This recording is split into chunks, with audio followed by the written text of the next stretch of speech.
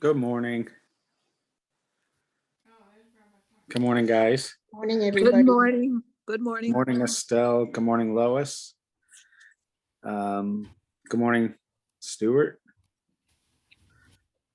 David. And Dave. And David.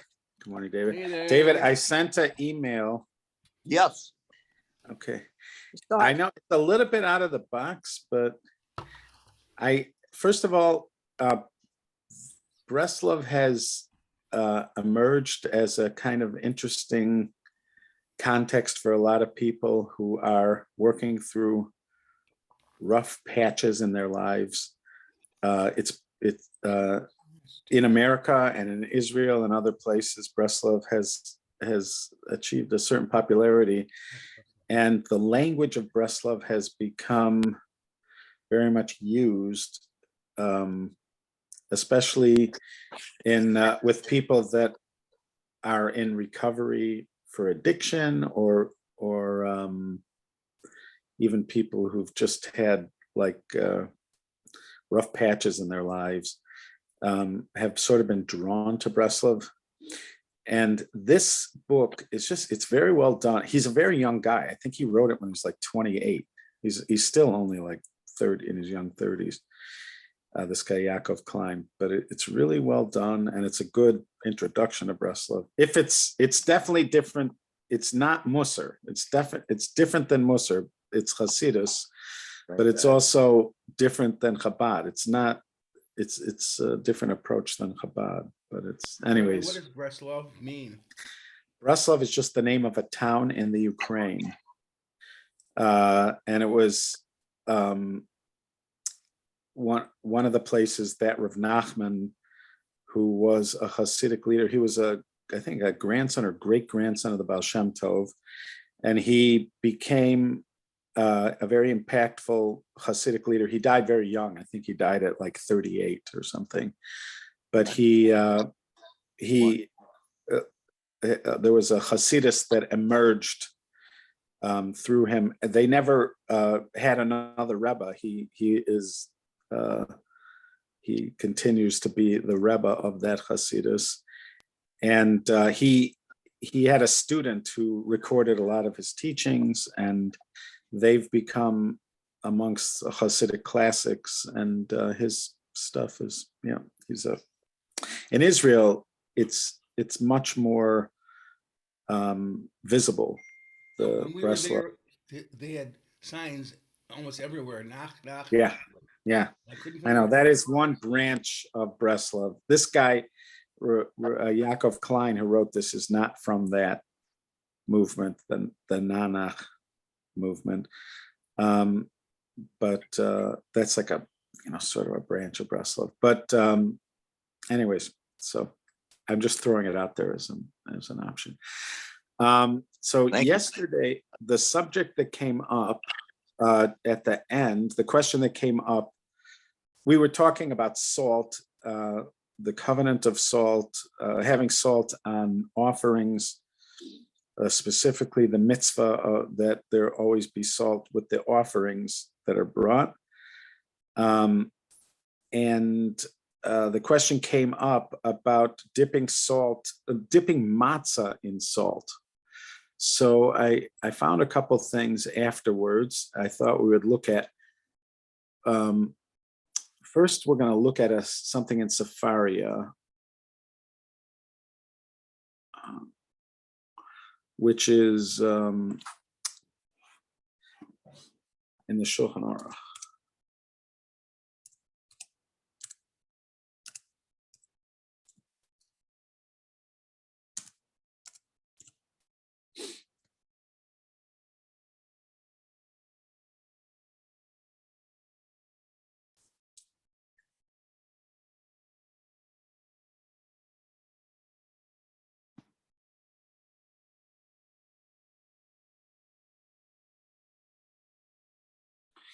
The fact that we can do this, it's just, every time I access Sefaria, my breath is taken away by the fact that all this stuff is available to us.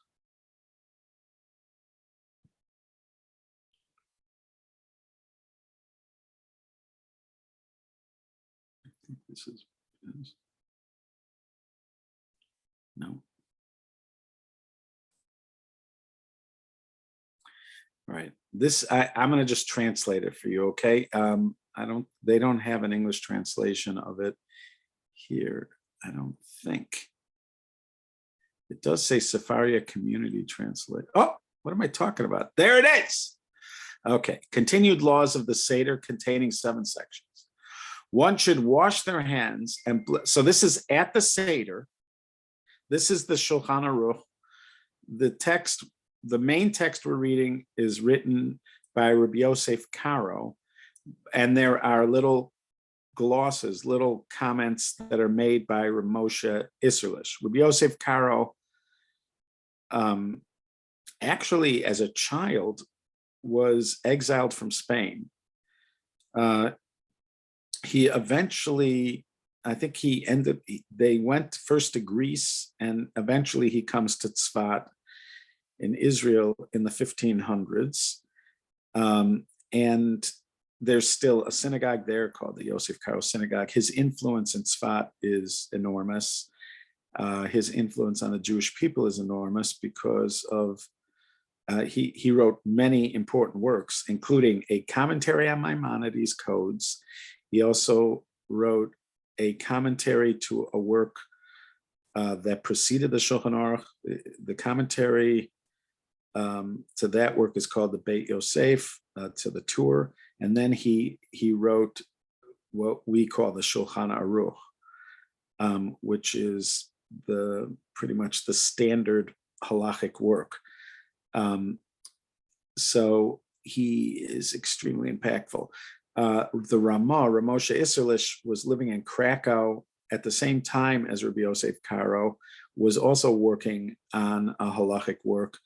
And when he found out about Rabbi Yosef Karo's work, he decided that instead of finishing a competing work with it, that he would use Rabbi Yosef Karo's work as the main text, and he would insert comments when the Ashkenazic custom is different from the Sephardic custom. Rabbi Yosef Karo represents, for the most part, the Sephardic custom. There are some exceptions, but for the most part, he represents the Sephardic custom coming from Spain. Sfarad is Spain. And then Ramosha Isserlish, writing from Krakow, would represent the Ashkenazic custom. Between the two of them, you have the halachic practice of most of Jewry. Of course, they're around the fringes. There's always disagreement, and by other commentaries, and so it's not always the case that they represent the final word on halacha, but they generally do.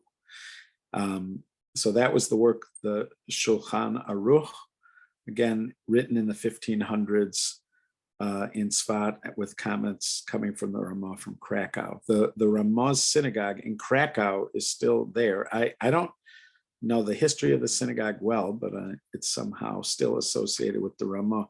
The Ramah himself died very young. I think he was in his 40s when he died.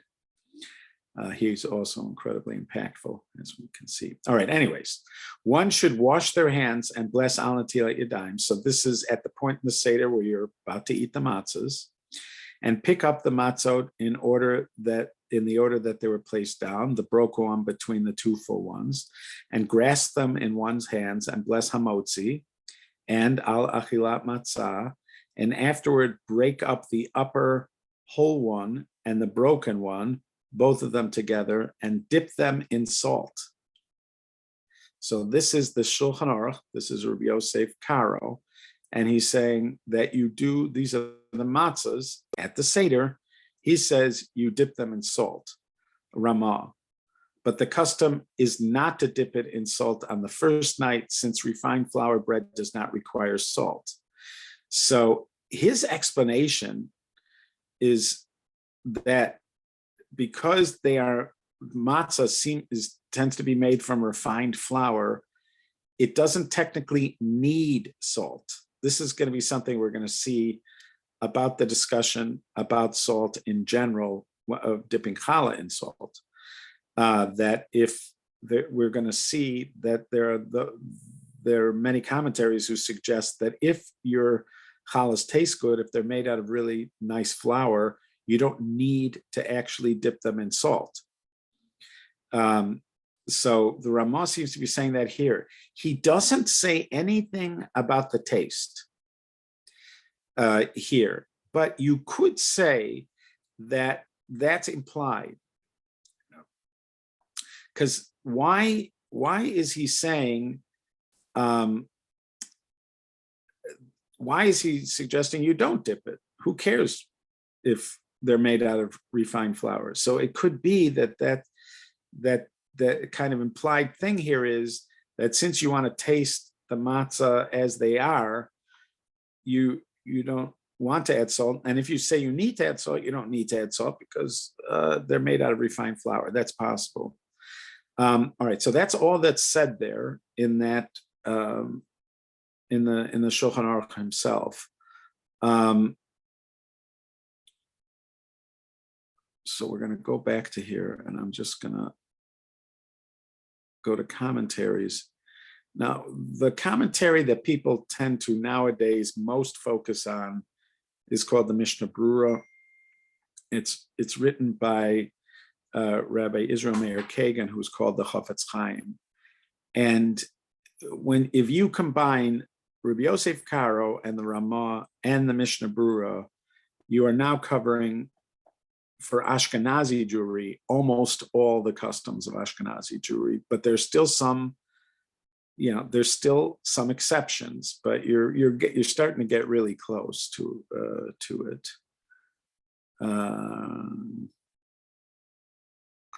So this is the Mishnah Brura on that note about the custom not to dip them. So Ratz Alomar. So now I'm reading from the Mishnah Brura on the right here, and I'm just translating. Ratz Alomar, that means to say, Av shebakol yemos haPesach matbilin b'melach. Even though the other days of Passover you do dip the matzah in salt, even though, again, it's clean flour, so technically, legally, it doesn't require dipping. Where they talk about that kind of thing. So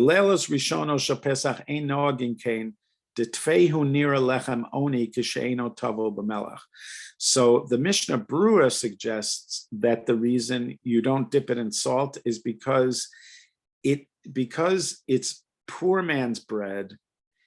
Not having salt makes it feel or seem or look more like poor man's bread. So that this, even his explanation is, this isn't necessarily about tasting the mitzvah, but it's more that, it's a kind of refined thing to add salt or to dip into salt, and poor people wouldn't necessarily do that. So if it's poor man's bread, you're refraining from doing it. So that's the Rabbi Yosef Karo who says you do dip it. So Sfardim, it would appear, would dip it. Ashkenazim, if the Ramah represents Ashkenazim, which he seems to, do not dip it. And the Mishnah Brura's explanation for why they don't dip it, Ashkenazim don't dip it, is because of the lechem oni. He says it appears. He's not saying it emphatically, he's just saying it appears. So now what we're going to do is we are going to stop sharing that, and we are going to share my screen.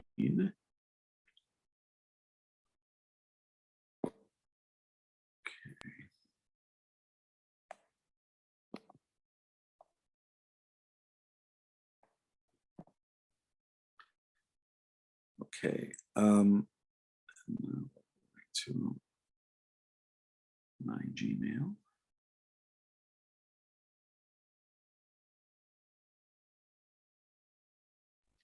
Rabbi, so Yeah. so it seems they have nothing to do with it being the korban or representing a sacrifice of any.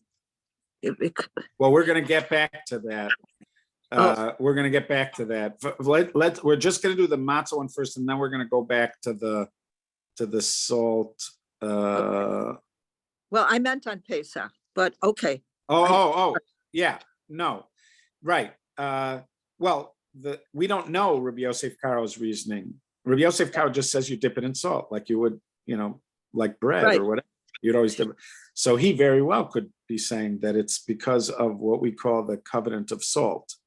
We're going to see that this covenant of salt thing, you may not have to dip your bread in salt. It could be that you have salt on the table, but you don't dip your bread in the salt if your bread tastes good. I know it's a weird kind of thing, but we'll get back to that. But Rabbi Yosef Karo, when he says dip it in salt, he very well may mean it's just like an offering, just like the offerings are dipped in salt, so the matzah is dipped in salt. And you saw, by the way, even the Mishnah Berurah pointed out that the other days, even if you have fine tasting bread, you still dip it in salt.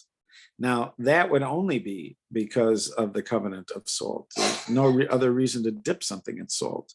If it tastes okay, if it's made out of fine flour, and he was saying you would still dip it in salt. The only reason you're not dipping it in salt, in other words, this rationale of the Ramah, because the flour tastes good anyways, is the Mishnah Berurah also understands there's something else going on here.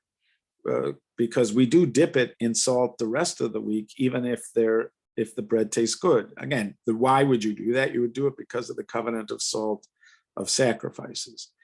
But we don't do it on the first night. The Ramah is saying, and the Mishnah Berurah is saying, because of lechem oni kind of thing. But let's look here, because this is the Chabad. This is from a book. It's called the Book of Chabad Lubavitch Customs. Okay, so one does not dip the matzah in salt. So apparently, there is a text which is about what the first Lubavitcher Rebbe, the Alter Rebbe, did, and then it has some glosses from the Lubavitcher Rebbe on what the Alter Rebbe did. This seems to be written afterwards, including all that. So it says, one does not dip the matzah in salt. This is the custom of the Rebbe's household. And it says 308. The Haggadah for Pesach, where the Rebbe Shlita notes, this requires explanation. For the Shlah writes that according to the writings of the Arizal, one should dip the matzah in salt. See also section 8 of the Beer that explains the Maimer beginning, Lo Tishbis Melach in the Likutei Torah. So again, there was a Haggadah for Pesach, and the Rebbe made notes in that Haggadah. And in his notes, he said, this requires tzarech iyun, this requires further, investigation, because the Shlah, so the Shlah is a very important sort of Kabbalistic commentary on the Torah and other things. And he says, according to the Arizal, you should dip the matzah in the salt. But it's not the Chabad custom. It's not the Ashkenazi custom, but he's saying, why not? Because Arizal said to do it. But he didn't. Even the Rebbe didn't. This is the custom of the Rebbe's household. And they are eaten together and are put in the mouth simultaneously. There should be no interval between the blessing of eating matzah and the eating of the relevant kazayis, which, as explained above, comes from either the upper matzah or the second. Okay, and then what was 309? Okay, that's it.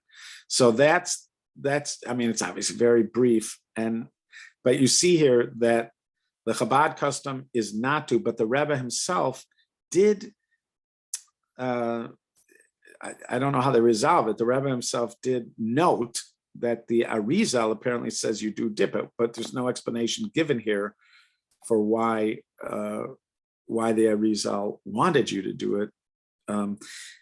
the Arizal, Rabbi Isaac Luria lives at the same time as Rabbi Yosef Karo. Rabbi Isaac Luria himself was not Sephardic, but it could be that who knows? It could be the Arizal is doing it because Rabbi Yosef Karo said to do it. Rabbi Yosef Karo and the Arizal are living together. They're hanging out together. It's possible that the Arizal does it because Rabbi Yosef Karo said you're supposed to do it. Or it could be the Arizal is doing it because of some deep mystical reason. Okay, so, all right, so now this is just a general thing. I thought it'd be interesting. You see the picture on the far right at the top, that's Reb Avad Yosef. So these are, this is a Sephardic take on what to do here. And this is talking about salt in general as part of eating, bread, let's say, at any time. If you're having bread as part of a meal and you make hamotzi, the dipping of the bread in salt. So this is actually Rabbi Yosef's son who's doing this, but I thought it'd be interesting to get a Sephardic kind of look at this. This is not about the Seder night. This is just about the having salt, dipping your bread in salt. Okay. Is there a halachic necessity to have salt placed on the table before reciting the Hamotzi blessing? And is it necessary to observe this custom on weekdays as well? The Gemara Brachot states, Rava Bar Shmuel said in the name of Reb Chia, one may not recite the Hamotzi blessing on bread unless one has salt or other dips, or other dips before him. So this is the Gemara. You either have to have salt or other dips. The Rambam in chapter 7 of Hilchot Brachot, halacha 3, and Maran Shulchan Aruch, he means Reb Yosef Karo, rule likewise. There are two underlying reasons for this law quoted in the works of the Rishonim. Rishonim means scholars from the medieval period. The Ra'ah, Rabbeinu Aaron Halevi writes, then one must have salt in front of him, for unsalted bread is not as edible and is therefore not as fit to bless on. The Sefer Halachot Gedolot writes that the reason for this is because if salt is not placed before the individual writes the blessing, there's concern that after he recites the blessing, he's going to ask for salt to be brought to him. And since one shouldn't interrupt between reciting the blessings and eating by speaking, our sages enacted that one should have the salt before him before he begins reciting the blessing. This has nothing to do with covenants of salt. This is just to make the bread taste better. And the reason you have it on the table is to make sure you don't talk in between. The Vilna Gaon rules accordingly. Although the halacha is that if one speaks, you actually technically could speak, but they'd rather you didn't, about something like the salt. The poskim explained that this obligation was according to the letter of the law only in their times when the bread was completely unflavored and unsalted, and it was thus uncommon to eat bread without salt. However, in our times, where the bread is already salted from the time the dough is kneaded, there is no longer a genuine obligation. They further explained that when eating clean bread, like our bread, made from wheat, which is edible even without salt, there is likewise no obligation to place salt before the individual before reciting the blessing. Similarly, if one reciting the blessing intends to eat the bread plain, even when it's completely unflavored, there's no obligation to have salt placed before him prior to a blessing, for in each of these scenarios, the concerns the poskim discussed do not apply. So far, the only reason you need to have salt is to make the bread taste good. And if your bread tastes good, you don't need salt. Maran HaShulchan Aruch, that's Rabbi Yosef Karo, rules likewise that if bread is clean, like our white bread, if it is already salted, like our bread as well, or if the one reciting the blessing intends to eat it plain, you don't need salt to be placed before him in order to recite the Hamotzi blessing. Here comes the name. Nevertheless, The prevalent custom amongst the entire Jewish nation is to have salt placed on the table from the time the Hamotzi blessing is recited until the conclusion of the meal. Indeed, the custom of Maran Zatzal is to be meticulous about it should be what, but he's talking about his father. So Rabbi Ovadia Yosef was meticulous about this on Shabbos as well as the rest of the week. This is based on the words of the Ramah writes that is a mitzvah to place salt on every table before eating the Motzi blessing, for the table is likened to the altar, and one meal is like an offering, for it is meant to infuse the individual eating with strength to serve his creator. And the verse states, on all of your offerings shall you offer salt. This indeed protects one from punishment. It's therefore correct to place salt on the table before the one reciting the blessing on all weekdays, and especially on Shabbat, in line with the widespread Jewish custom. There are several additional reasons for doing so based on the words of the Mekubalim, the Kabbalists. Okay, so if you're going for the halacha is you only need to have salt on the table and to dip your bread in salt if your bread doesn't taste good. And again, if you weren't planning on eating it salted and it's clean bread, you don't need to. Strictly halachically, you do not need to. Even in when it quotes from the Gemara and Brachos, it quotes the option for other dips. It doesn't have to even be salt; it could be other dips, and so that's suggesting that the Gemara itself is talking about a halachic requirement that mainly is you shouldn't make a blessing on food if it's not going to taste good. So you want it to taste good, and therefore we make sure to have salt or some other dip on that is what he's calling what would be the strict halacha, the bottom line.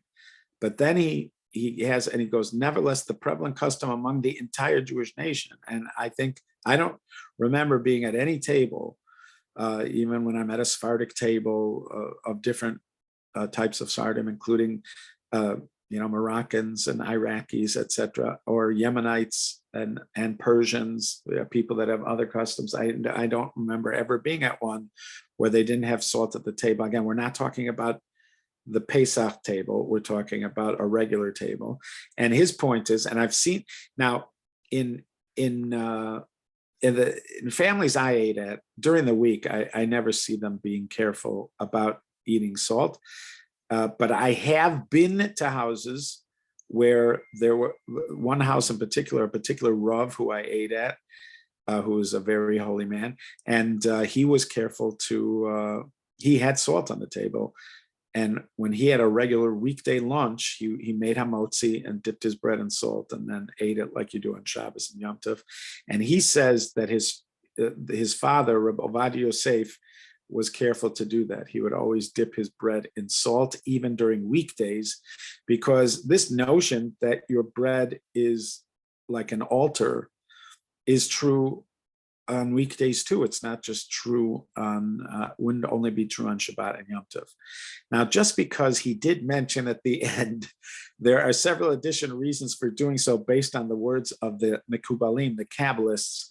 I thought we might as well see what the Kabbalists have to say about something like this. I don't pretend to understand Kabbalah. But we're going to read it. This is at Chabad.org, and I think it was, who is it? I think it might be, here it says, adapted by Yosef Marcus from teachings of the Lubavitcher Rebbe. Now, I don't know what that means to adapt it from the teaching of Lubavitcher Rebbe. This doesn't necessarily mean Lubavitcher Rebbe, he's just I'm assuming what he's doing is just putting together a lot of ideas that the Rebbe said, even though the Rebbe may not have said it like this exactly. He's putting it together. But so we're just going to read a little bit just to get a sample of what the Kabbalists might say about this. Do not omit the salt of your God's covenant from your meal offerings. All on all your sacrifices, offer salt. Leviticus 2:13. Can the plain be eaten without salt? Job 6:6. Salt brings out the taste in other foods. Ironically, salt itself is not pleasing to the palate, yet it can make other foods tasty. The reason for this is as follows. Salt is a derivative of water. That's how they got most of salt, was from salt water. Now, obviously, we also mine salt from salt caverns, but they're talking about the salt that comes from salt.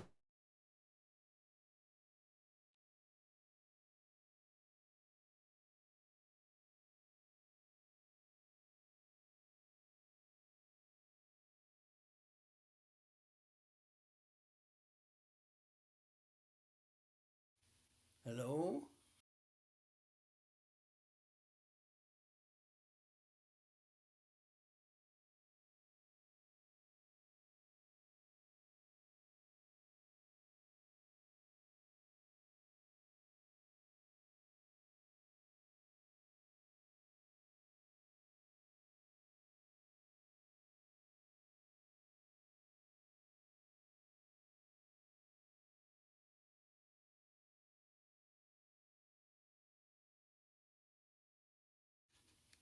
Hello? Hello?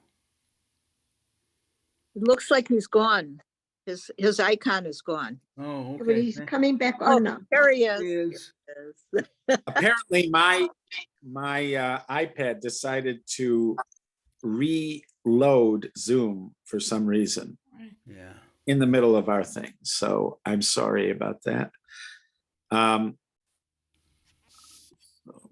Sorry, very sorry that we had that delay. I've had that happen to me twice in 2 days, but I'm still very grateful for the miracle. Yes. And very grateful to the company that provides us with this miracle. Yeah, I we mean, are and to too. God, I mean the company. There we go. All right.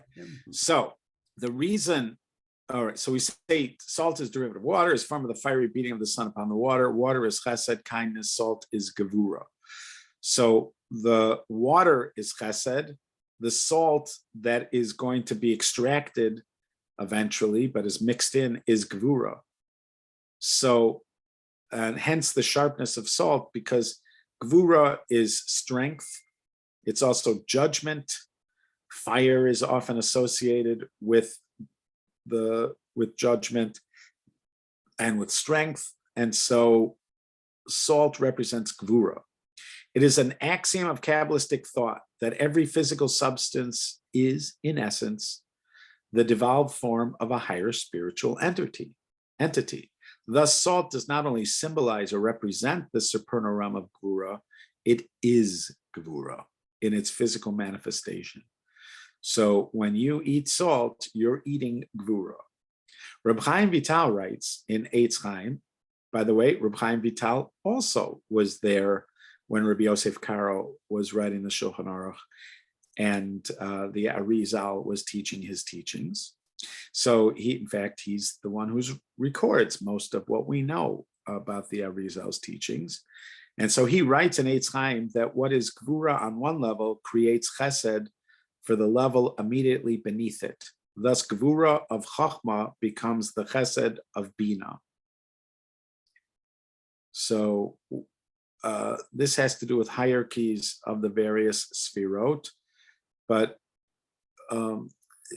in a sort of interesting development, one of the sfirot can come from another one of the sfirot.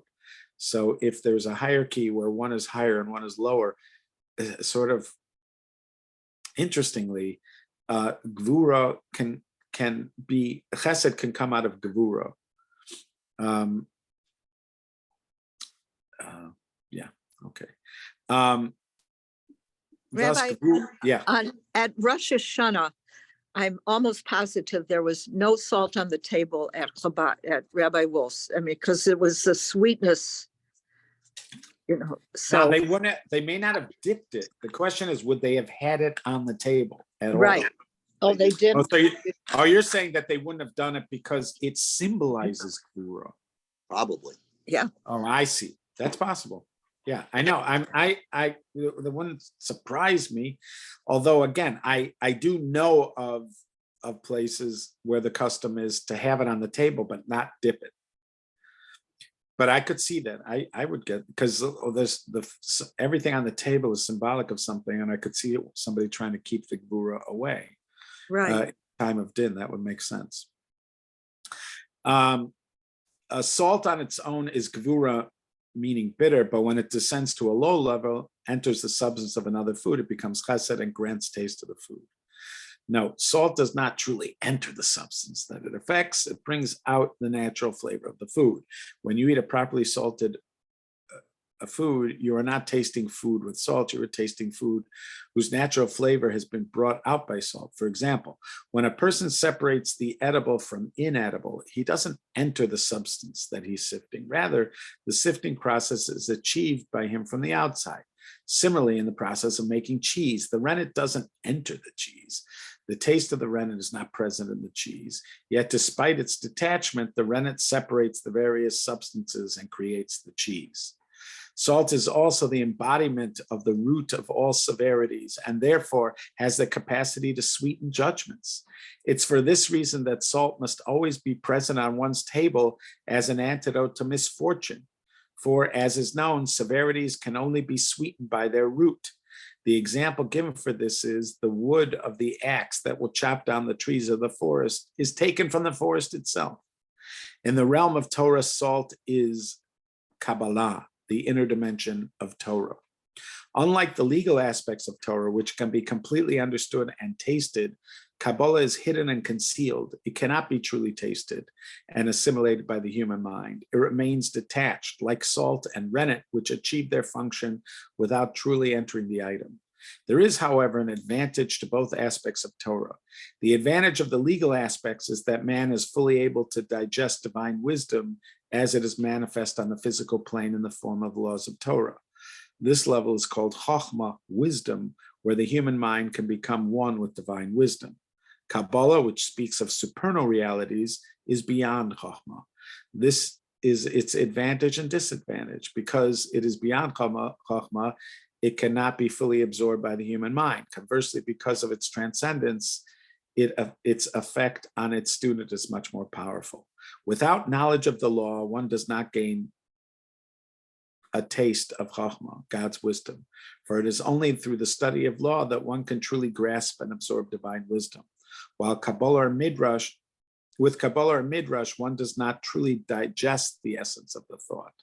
On the other hand, although in studying Kabbalah one perceives only a ray of the actual ideas, nevertheless this ray stems from the inner dimension, the soul of Torah, and has the capacity to affect the spiritual perspective of the student. From this we learn that Torah law is the bread and meat. Midrash and Kabbalah are the salt, which grants taste to the food, neutralizing negativity. The above lesson is illustrated by a Talmudic parable. A man said to his agent, "Bring a core of wheat to the attic for me." A core is a volume of 4,320 eggs, estimated to be about 248, somewhere between 248 and 430 liters. He went and brought it for him. Afterwards, the man said to his agent, "Did you mix into the wheat a kav of humton, soil with a high salt content used to preserve the grain?" A kav is about 24 eggs. "No," said the agent. The man said, "It would have been better if you've never brought the wheat." The salt preserves the wheat and ensures that it does not spoil. Without salt, the wheat can be useless. Similarly, Torah study without fear of heaven, which is brought on by the study of Kabbalah, is susceptible to corruption. The numerical value of the word wheat is 22, alluding to the 22 letters of the Hebrew alphabet with which the Torah is written. Additionally, the giving of the Torah is celebrated on Shavuos, with the offering of the first produce of the wheat harvest.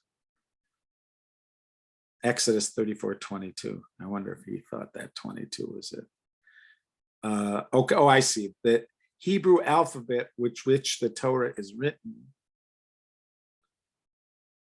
hence, what is this? The numerical value of the Hebrew word wheat is 22, alluding to the 22 letters of the Hebrew alphabet with which the Torah is written. Additionally, the giving of the Torah is celebrated on Shavuos, which is the offering of the beginning of the wheat harvest. So Shavuos is about wheat, Torah is about wheat. Hence the necessity of study of both dimensions of Torah, the hidden and the revealed. Salt is preservative, thus God's everlasting covenant with Aaron is associated with salt. An everlasting covenant of salt. That's what we call the covenant of salt. As Rashi explains, God made a covenant with Aaron with something that is healthy, enduring, and which preserves, salt, which never spoils. Okay, so those are just some examples of when he said there are other Kabbalistic reasons. So this is a little bit of what here he's calling the Kabbalah of salt, which was from Chabad.org. All right, that was just a taste of what there is to say about salt. I am grateful that we got this chance. Yeah. A lot of high blood pressure there.